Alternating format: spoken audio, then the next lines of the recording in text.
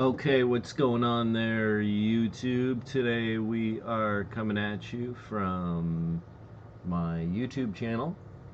I'm logged in as Paralyze, and today we'll be making a new character on World of Warcraft and doing a quick review of the game from a newbie's perspective. Now, as you can see, I have a few characters on this particular realm. Nothing up to 120 yet, but this is just one of the many realms that I have multiple characters on. And today I'm going to just go here, whoops, never mind, go back into that one. See, I got a few realms there where I have characters. Now I'm going to go to the create new character. And there's a few things that you want to keep in mind when you're creating a new character. First and foremost, are you going to go Alliance? Are you going to go Horde? This is the big question. A lot of people are die-hard one way or the other.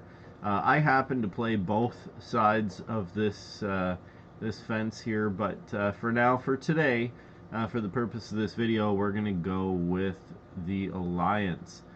So let's say we're going to make a Worgen, because these guys look pretty cool, being werewolf-like dudes.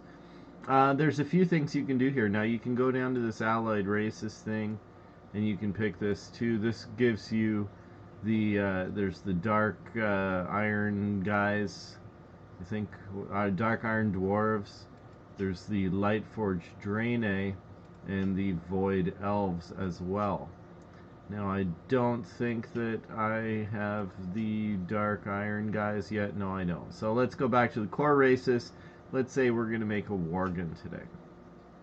A few things you want to always check out. I always like to look at more info because I like to see what these guys can do. Now, with the Worgen, each of these races have their own abilities. So humans, we've got increased haste, critical strike mastery, versatility, bonus to reputation gains, and of course they can break out of stun effects, because you know us humans, we don't get stunned very easily.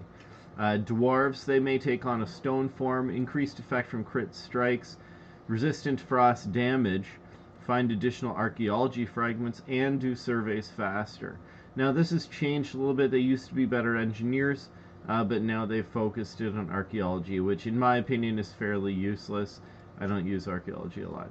Night Elves, they've got some pretty decent things, as you can see. They're one of my favorites, not by their appearance, because I can't stand the big ears, but they've got the best, in my opinion, one of the best groups of extra abilities. They can fade into the shadows. They're more difficult to hit. The Wisp form moves faster when they're dead. This is important if you're really pushing the edge and you're dying a lot. Resistant to nature damage, faster movement while stealthed. So if you're going to play any type of character where you're going to be stealthed a lot, like maybe you're going to go in there as a rogue, these guys make great rogues because they have increased movement speed when stealth. Now, gnomes, these guys the engineers. Maybe it was blacksmithing that I thought dwarves had. Anyways, maybe they did. I can't remember. The game's changed so many times over the years. I've been playing for over a decade. But anyway, okay. The gnome may escape from speed-altering effects.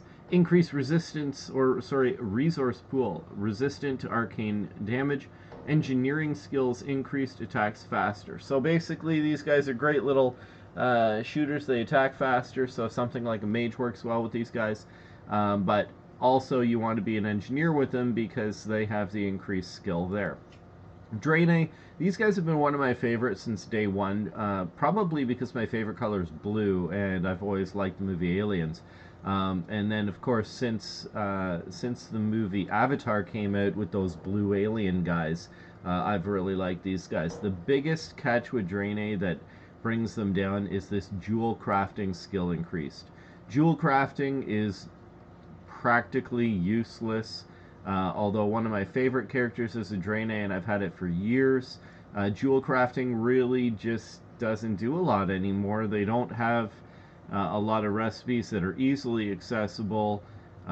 They don't seem to have a lot of jewel socketing in the armor anymore. So they're really kind of they don't really work out that great in that respect. I do like their little self heal, although it is fairly weak. Once you get up to higher levels, it's also fairly useless. So these two first points for the Draenei, unfortunately, push them into the realm of not being so cool to pick anymore. Worgen, they can periodically move faster, their critical chance is increased, they have resistance to nature and shadow damage, and their skinning skill and speed is increased. So these guys are good if you want to get them and do skinning and therefore do leather working. And that's why I have Worgen. That's what I started with Worgen. Of course, you can always go down to Pandaren, and just like the Night Elves, the Pandaren seem to be one of the more favorite races of the makers of this game. You can see how many extra beneficial things they have. They can join the Horde or the Alliance. They can put enemies to sleep with the touch of a hand. Their inner peace means twice as much rested experience and increased benefits from eating food. Their cooking skills increase. This is a huge one, I think, because cooking is really handy if you're not able to self-heal. Then you can cook foods that you can use, and anybody can do cooking, so you don't have to specialize in cooking. Anybody can do it. So having an increased skill there, I think, personally, is a bit of a bonus if you're doing a lot of PvE. Bouncy, and they take less falling damage. That's always good if you happen to accidentally fall off your mounts like I do from time to time while flying overhead. Now, today, we're going to pick Night Elf.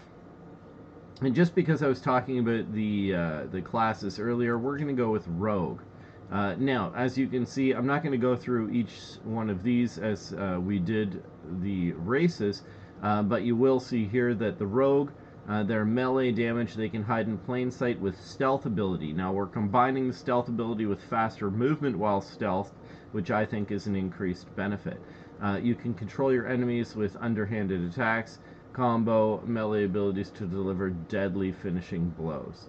Okay, so now that we've decided on our two, gender, of course, in this case, you know, I've been picking a lot of males lately, but I'm going to go with a female because I prefer to watch the females than the males for obvious reasons, and it's not like the females are any less stat-oriented than the males. They seem to be exactly the same in this game, which is awesome. Okay, so now let's get into the old customizer. I really like what they've already done with this girl, but I think I'm going to take the skin to this blue tone. I think it's kind of cool. Let's zoom in on the face here. You know what? I really like that one already. I can bring it down to make her smile. But I kind of like this aloof, sort of not happy, not sad. Hair. You know what? The hair, we're going to look at this a lot from behind, so I kind of like the one that she's got already. And the hair color really goes with the skin color. You know what? I like the markings. I like it all. It's all good. The only thing I might want to do is change the markings. This one's kind of cool. Let's just go all the way down. So there's 0 markings. I actually like her with the face paint a little bit more. That one's kind of cool. You know what? This one is it's sort of a classic, stylish and yet suave at the same time. Now let's give her a name here.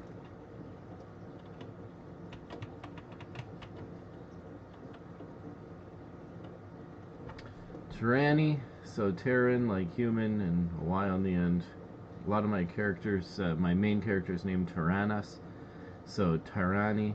I don't know, that's kind of silly. Maybe I'll go Tyranni. Let's try that one. See, we can use that one, no problem. Great. See, so there's character creation, right there, wrapped up in a nutshell. Next video is going to be entering the world.